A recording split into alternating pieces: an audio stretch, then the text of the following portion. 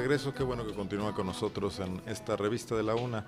Vamos a conversar con el vocal ejecutivo del IFE, un viejo conocido de Guanajuato, Jaime Juárez. ¿Cómo estás, Jaime?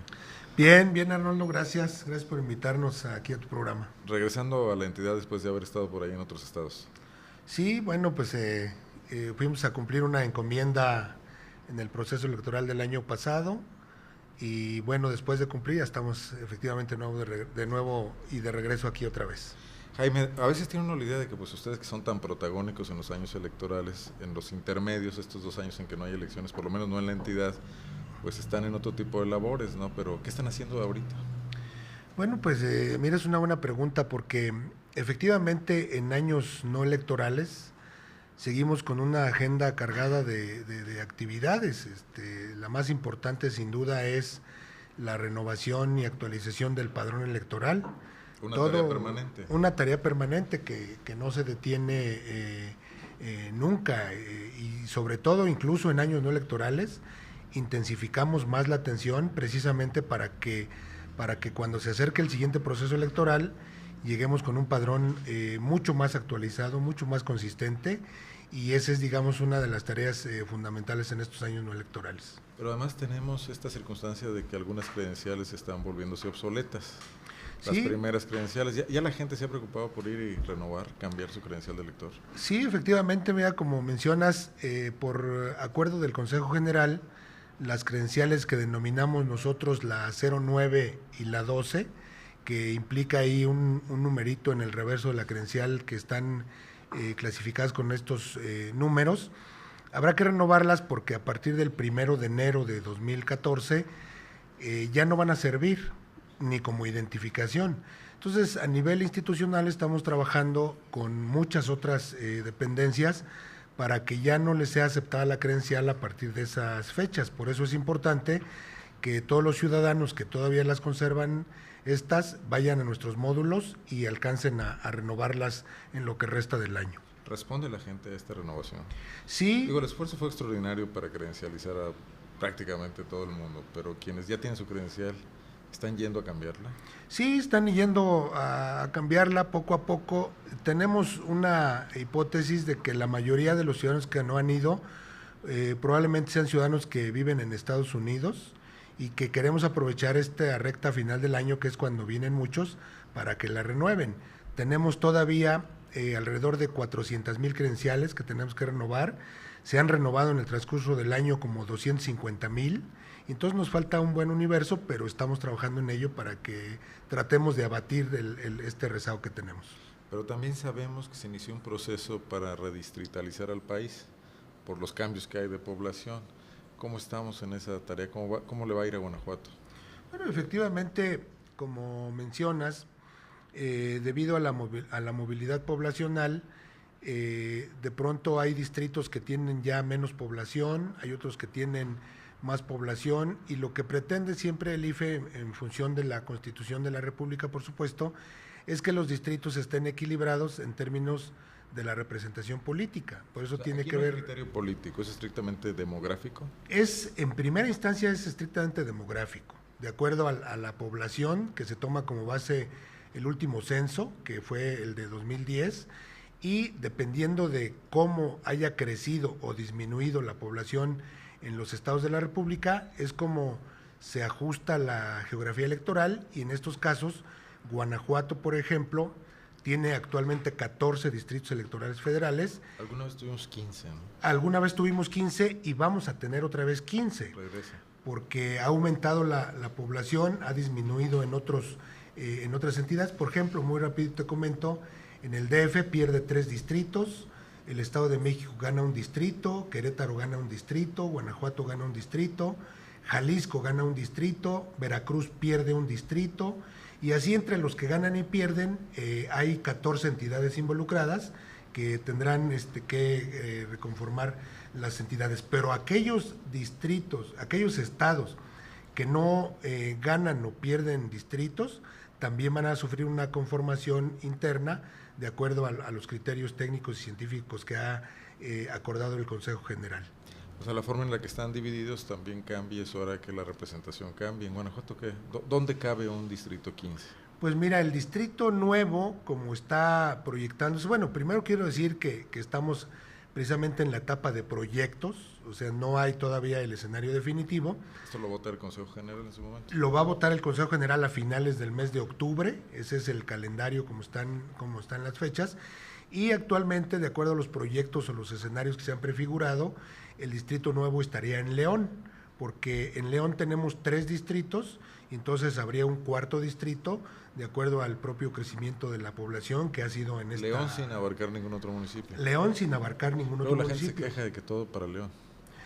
Bueno, pues tiene que ver con la población, sin duda. Se ha aumentado la población de León. Ha aumentado la población de León, de acuerdo a los registros que mencionaba del censo, ha aumentado, y de acuerdo a estos criterios de la media nacional, que es alrededor de 374,000 ciudadanos, León aplica perfectamente para tener 4 distritos. Pero el resto de los distritos de Guanajuato también podrían sufrir modificaciones, los municipios que los integran. Efectivamente, el resto de los distritos, en realidad hay una reconfiguración total del Estado, porque al interior del mismo hay municipios que también han ido perdiendo población, otros que han ido también creciendo, como los casos de Celaya, de Irapuato, que son los que tienen más crecimiento, y hay otros que están al contrario, perdiendo población, despoblándose por la migración que existe. Incluso migración interna puede ser. Incluso migración interna puede ser. Entonces, los demás municipios del estado van a sufrir una reconformación para la integración de estos nuevos distritos. Entonces, en León quedan 4, los 11 restantes se dividen en el interior del estado y se reconfigura en general los municipios. Puede ser que Silao, por ejemplo, que actualmente está en el distrito 7, con cabecera en San Francisco del Rincón, cambia ahora para ser parte del distrito de Guanajuato Capital. Como se encontraba. Entonces, como se encontraba anteriormente. Entonces es un proyecto extenso, complejo, que por supuesto que va a ser dado a conocer cuando ya esté aprobado formalmente por nuestras autoridades. Fines de octubre, entonces. Así es. También se viene la renovación de algunos de los integrantes del Consejo General, algunos consejeros a nivel nacional. ¿Cómo cambia el IFE? Bueno, y les falta uno también, ¿no? Así es, como recordarás, desde el mes de febrero de este año, el consejero electoral Sergio García Ramírez presentó su renuncia al Consejo General, y bueno, desde entonces ha estado vacante ciertamente esa plaza. Los señores diputados federales, a quienes corresponde designar al sustituto, pues no lo han hecho hasta el momento, y precisamente a finales de octubre, ya el último de octubre, para empezar literalmente el 1 de noviembre, tendrán que dejar su cargo otros 3 consejeros, el consejero Alfredo Figueroa, el consejero Francisco Guerrero Aguirre y la consejera Macarita Elizondo. Y también termina su periodo el presidente del IFE, que es el doctor Leonardo Valdés Zurita. Entonces, estos 3 consejeros, más el que estaba vacante, más el presidente del Consejo General, hacen un total de 5 espacios. Un cambio fuerte. Un cambio importante, que esperemos nosotros que haya la designación de gente conocedora, que hay muchos en este país, para que siga conduciendo los destinos de la institución. Bueno, y que las fuerzas políticas se pongan rápidamente de acuerdo. Y que las fuerzas políticas hagan su trabajo, es decir, yo creo que hay ánimo, principalmente entre los 3 partidos, digamos, con mayor número de representantes en la Cámara de Diputados, sin menoscabo, por supuesto, de los votos que tienen los partidos que no tienen tantos, pero que se alcanza a notar que hay ánimo de llegar a buenos acuerdos para que nombren a los mejores hombres, a las mejores mujeres, y ocupen las sillas que quedarán vacantes por término del periodo, en el caso de los que se avecinan en octubre, y por la renuncia de Sergio García Ramírez, como mencionábamos.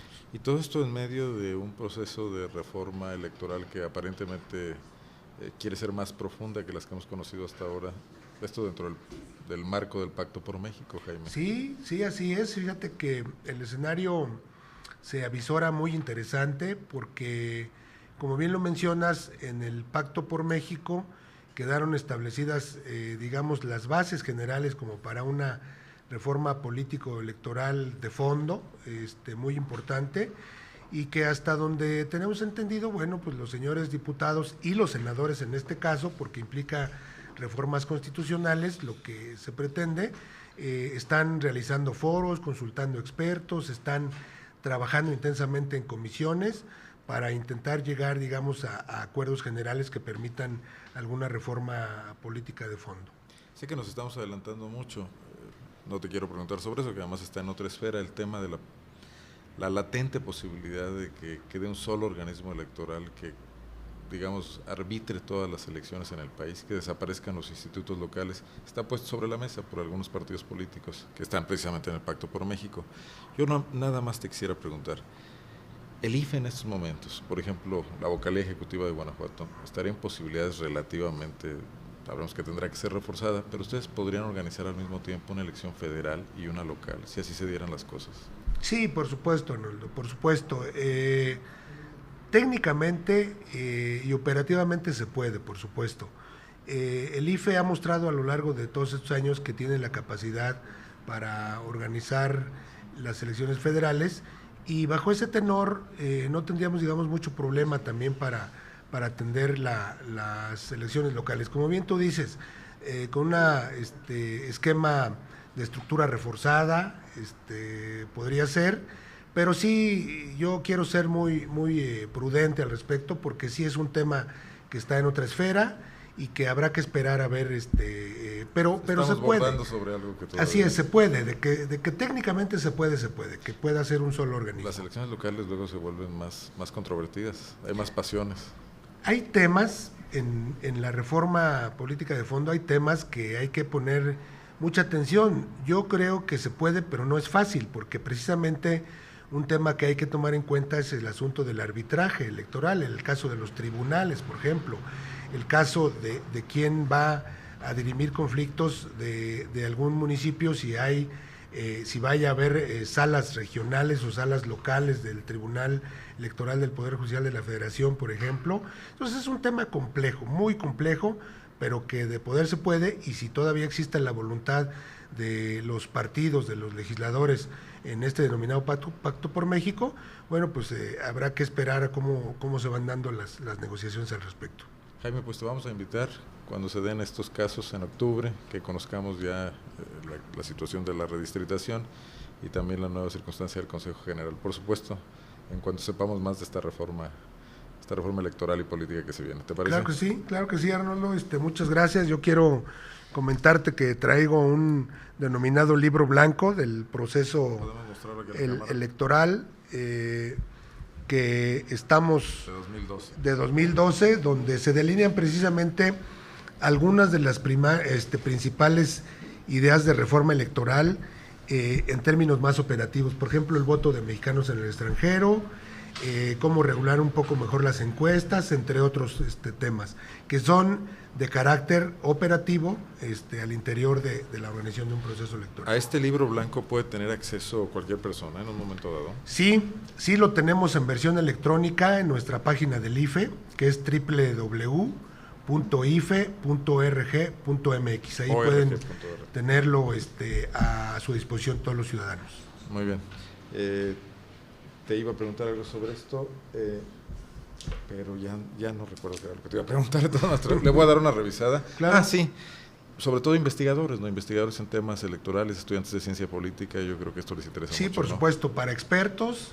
Aparte de ciudadanos en general. Ciudadanos en general, pero también para público especializado, por supuesto. Jaime, muchas gracias.